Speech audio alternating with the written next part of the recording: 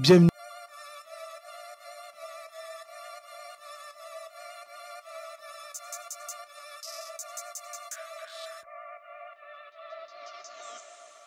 sur Des Polémiques. Aujourd'hui, nouvelle vidéo dans laquelle on va analyser rapidement les résultats du deuxième tour des législatives.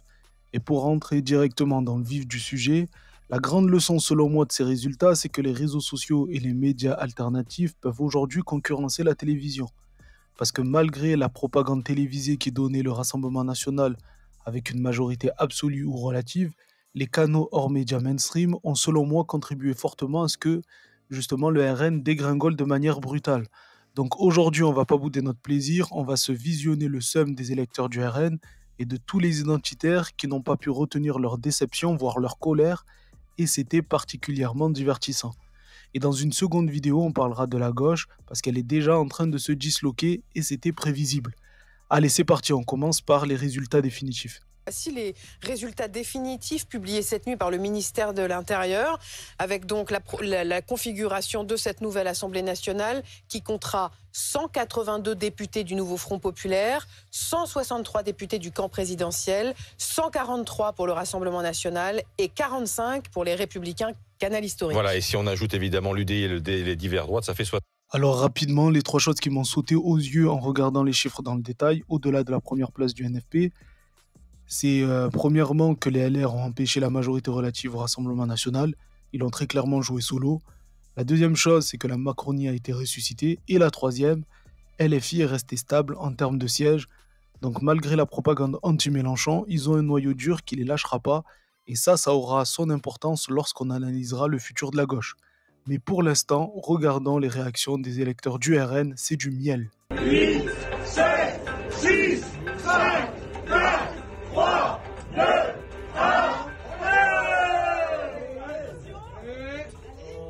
Voilà, vous la découvrez, notre estimation est une source talent.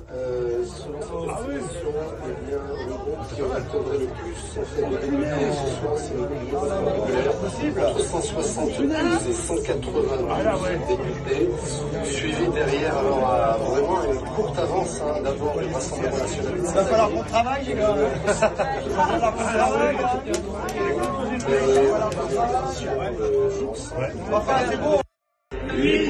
Le mot, c'est sidération. Hein. En même temps, j'imagine l'ascenseur émotionnel lorsque depuis plusieurs jours, on t'annonce une majorité absolue et qu'au final, tu finis troisième. Donc là, on était à Lyon, allons du côté de Bordeaux.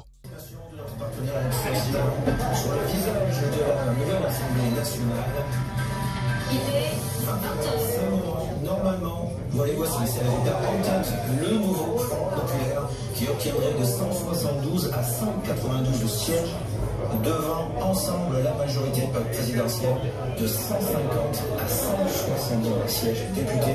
Et en troisième position, le Rassemblement national et ses alliés avec une estimation comprise entre 132 et... Alors, on ne fait plus la fête ? Je pense que le champagne il va rester au frais. En tout cas, eux, ils ont fait preuve d'assez d'humilité pour ne pas sortir le champagne avant les résultats, parce que les autres avaient déjà débouché toutes les bouteilles à 18h. Il est 20h, regardez notre toute première projection.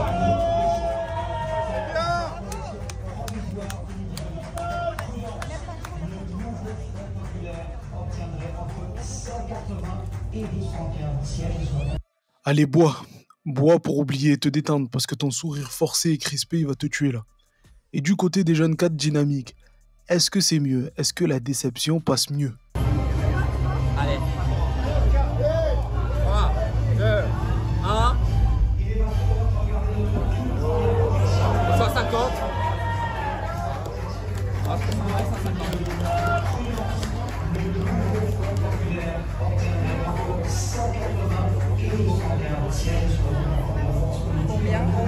Pas vraiment, hein, c'est difficile à avaler aussi. Ils veulent pas le montrer, mais ça se mord la langue, ça se voit. Allez, un petit dernier pour la route, parce qu'on est gourmand.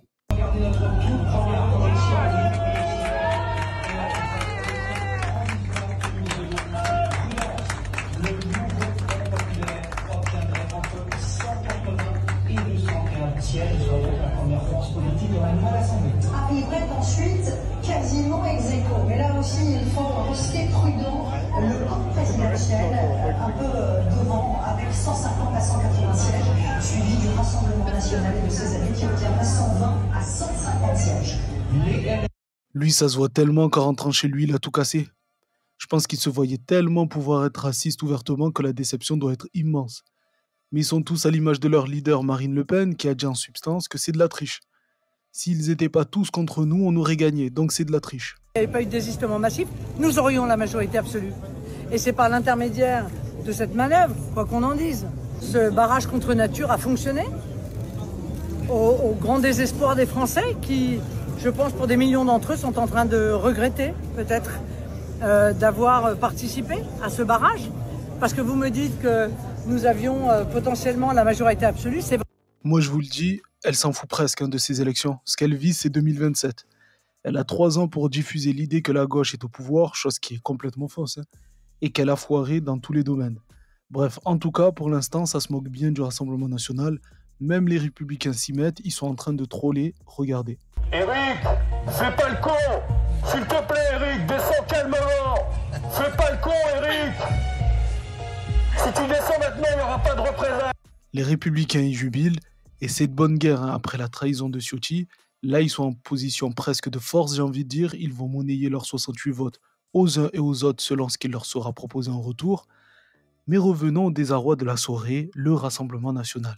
J'ai même envie de dire les identitaires dans leur ensemble, qui n'ont pas su calmer leurs nerfs tellement la désillusion leur a fait du mal. Faut pas vous énerver, monsieur Bocoté, comme ça. Une balle dans la tête, c'est grave, non? Faut pas vous énerver. Une balle dans la tête, c'est grave ou non? Le programme du Front Une balle dans la tête, c'est grave ou non? Une balle dans la tête, c'est grave ou non? Mais bien sûr que c'est grave. Donc vous dénoncez? Oui, mais c'est pas la peine de crier. Je crie pas, vous avez été tellement silencieux devant cette idée d'une balle dans la tête, je voulais vous la rappeler. D'accord, monsieur Bocoté. On va mettre de tête dans la balle de personne. Vous le soutenez encore maintenant, bravo, vous êtes solidaire. Mathieu Bocoté, je précise simplement qu'il y a une enquête qui est une plainte. Moi, les fous, moi, je veux mettre une balle dans la tête des gens. Pourquoi vous me parlez de une balle? Citation de Raphaël Arnaud qui disait à l'escordi que vous voulez mettre une balle dans la tête. Qui a été déposée, il y aura une enquête qui est en cours et il faudra déterminer si oui ou non ces propos ont été tenus, si oui. Le système est correct, moi, c'est tout. J'ai bien compris Mathieu Bocoté, mais il y a une plainte qui est en cours. Donc peut-être son mandat. Le féliciter, c'est le rendre sa solidarité politique. De quelle solidarité vous parlez? Ça va aller les calomnies là? Le mec perd complètement son calme. Ah, il est pas content parce que la mission confiée par Bolloré à CNews n'a pas été accomplie. Et c'est pas le seul, sur BFM aussi, certains ont pris pour prétexte la fiche S de Raphaël Arnaud, qui est élu NFP maintenant, pour cracher leur haine. Les gens, là, je sais pas si Raphaël Arnaud sera élu, comme on le dit, 3 fois fichier S, etc. Oui, un personnage quand même juste dingue, ce qui montre qu'il n'y a pas eu de campagne, parce que pour que les Avignonnais que je connais votent pour quelqu'un comme ça, on voit que vraiment, bon, c'est un peu n'importe quoi. Donc il faudra qu'ils règlent les problèmes à l'intérieur.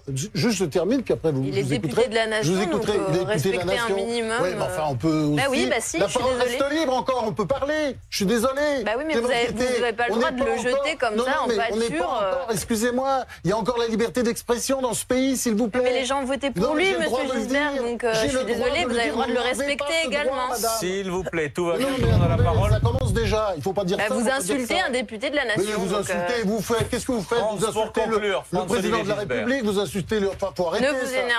Mesdames et messieurs, le seum est palpable là. Et sur CNews encore, c'est pire. On a un journaliste du JDD condamné, rappelez-vous, pour ses caricatures sur Daniel Obono, qui est main dans la main avec une députée Rassemblement National pour péter les plombs complètement sur un macroniste parce que Raphaël Arnaud a été élu. Insoumise confirme la victoire de Raphaël Arnaud, son candidat, donc fichier S. La seule question aujourd'hui, c'est grâce à vous. C'est votre alliance. La seule question qui vaut aussi, en fait, la seule question qui vaut, c'est comment. Grâce à vos décisions. Non, il faudrait qu'on vous entende là-dessus. Non, mais attends, on a quand même une information de premier plan qui vient de sortir. Grâce à Monsieur Maillard, il y a un fichier S qui rentre à l'Assemblée nationale. Bah, moi, je trouve que c'est l'alliance de la honte, Monsieur Maillard. Ne dites pas ce soir mauvaise nouvelle. C'est grâce à vous qu'il est élu, en fait. C'est une très mauvaise nouvelle. Mais c'est grâce à vous. Il ne fallait pas voter pour lui. Il fallait pas retirer votre candidat, en fait.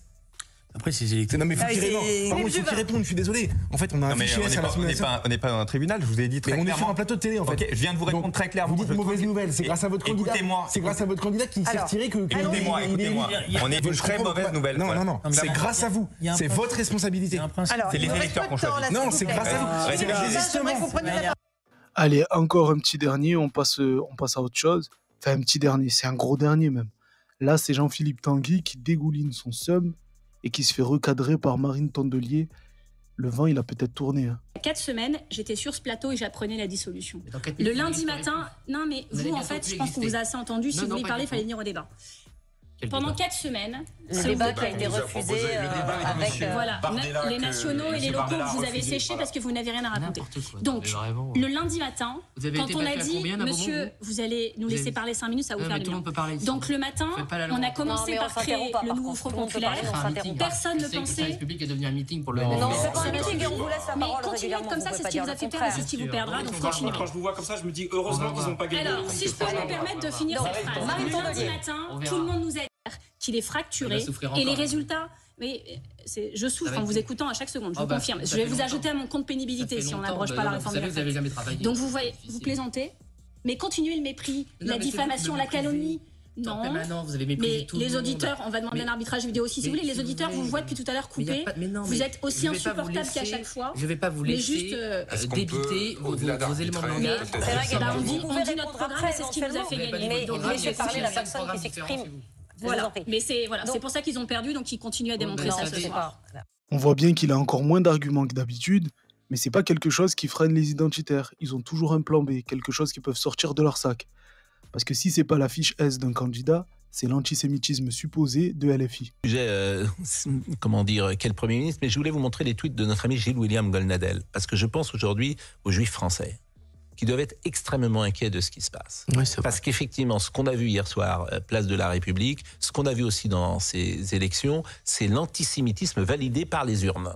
C'est-à-dire des prises de position antisémites n'ont pas empêché un candidat d'être élu. Je peux le dire comme ça. Oui. Je peux le dire comme ça.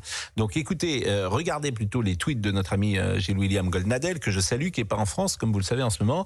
Recette d'une élection écœurante à vomir, un soupçon de magouille entre Macronie et gauche, 2. Une pensée d'antisémitisme qui ne dégoûte personne. Cette phrase est forte, hein. Une pensée d'antisémitisme qui ne dégoûte personne. Par pitié, il faut que Goldnadel laisse la communauté juive tranquille. Il a la haine parce que son alliance entre sionistes et identitaires a donné des résultats décevants en tout point. D'ailleurs, et c'est la cerise sur le gâteau, son copain meilleur Habib le sioniste n'a finalement pas été réélu. J'ai sans doute perdu cette élection présidentielle à quelques centaines de mois près. Et ce, malgré 85% des voix que je fais à l'Union en Israël, soit près de 5 fois le score de Mme Yadan, ma concurrente, qui s'est alliée avec l'extrême gauche antisémite, comme je le pressentais, comme je vous l'avais dit, pour me faire tomber. Ça a marché. Associé avec des fake news, en alliance avec le Rassemblement national, je suis extrêmement inquiet pour les Juifs de France, mais je suis aussi extrêmement inquiet pour la France. Et je le dis, je ne suis pas des députés, je ne montrerai pas député. J'ai donné le meilleur de moi-même avec ma force. Même si la remplaçante de Meir Habib est aussi une méga sioniste, c'est aussi la grande défaite du sionisme, ces résultats. Parce que malgré toute la propagande médiatique, l'opinion générale du peuple français est restée majoritairement du côté des Palestiniens.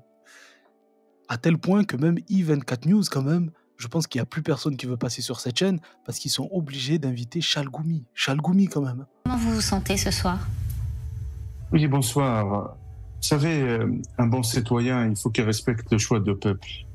Parce que c'est une volonté. Mais en même temps, il faut dire les choses comme elles sont. Je suis inquiet un peu par rapport à la montée de l'extrême gauche. L'extrême gauche, pour moi, c'est la crainte de l'importation de conflits israélo-palestiniens, la haine, la division, l'antisémitisme et tout ça. Il n'y a plus de limite par rapport à des personnes qui sont vraiment antisémites et anti-républicains. Aujourd'hui, il y a une vraie confrontation. Il y a personne qui va gouverner. J'espère que le président Macron il aura la force, avec le reste des politiques, de gouverner. Mais en même temps, il y a une vraie montée réelle. Je suis un peu choqué quand même pour la montée de LFI. On comprend rien à ce qu'il dit. Et on sait bien que les renseignements généraux le tiennent par ce que vous savez. Dans ce cas-là, donnez-lui un prompteur. Qu'on en finisse, quoi. Qu'on comprenne au moins ce qu'il est en train de baragouiner. Parce que là, c'est difficile.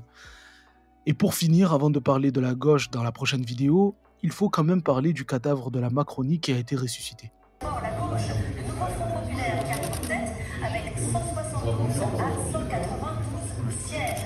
Vient ensuite, ensemble, la coalition présidentielle avec 750 à 162 sièges, puis enfin le RN et ses alliés, avec notamment les amis d'Éric.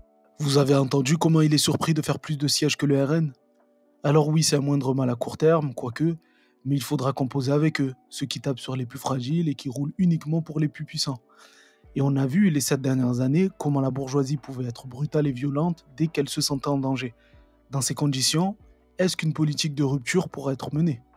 C'est une question. Dites-moi ce que vous en pensez en commentaire, n'hésitez pas à vous abonner, mettre un pouce bleu et partager. Moi je vous donne rendez-vous demain avec une vidéo sur l'explosion de la gauche. En attendant, prenez soin de vous, respirez, dans tous les cas on est ensemble, ciao.